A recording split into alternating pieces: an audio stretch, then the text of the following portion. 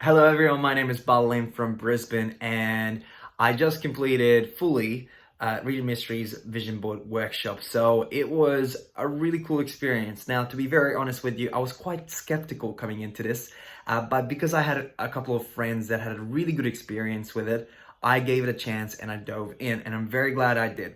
We went through so much stuff in the session itself. It was very, very valuable. But even afterwards, when Rita was able to go through my vision board with me, that was an absolute game changer. So in the workshop itself, where had the group together, there was one particular thing that I was really wanting to increase my engagement and value that I can give on my social media to increase my business.